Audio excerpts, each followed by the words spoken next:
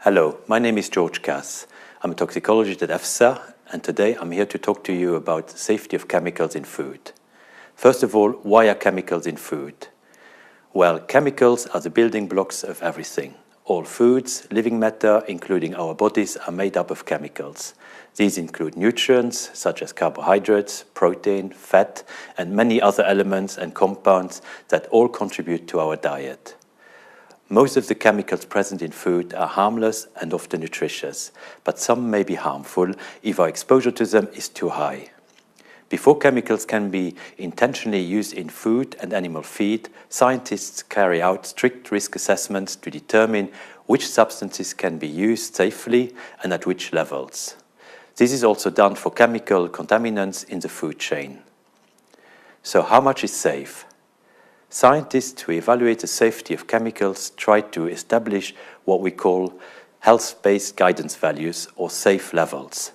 These define the maximum amounts of chemicals that we can safely consume each day or week during our entire lifetime.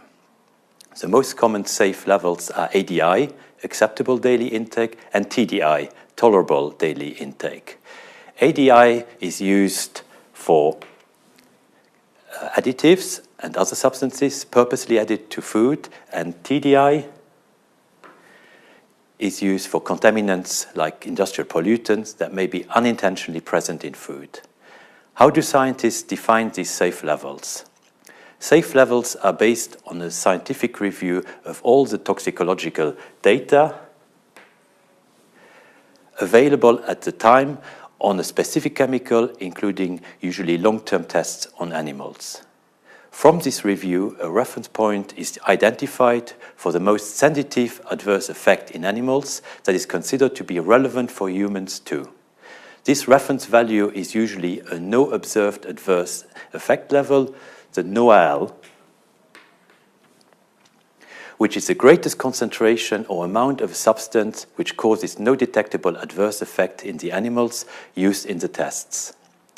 The safe level is then derived by applying an uncertainty factor of 100, 10 to account for the difference between humans and animals, and another 10 to account for differences between humans, such as those between children and adults. What happens if we exceed the safe levels? Exceeding the health-based guidance values such as an ADI or TDI on an occasional basis is not necessarily a cause for concern, because they are set so as to take into account exposure to a substance over a lifetime. A good example is a dike. If the water occasionally goes above the dike, it will not necessarily damage the homes located behind it. However, if the safe levels are exceeded persistently over time, then decision makers will take action in order to protect consumers.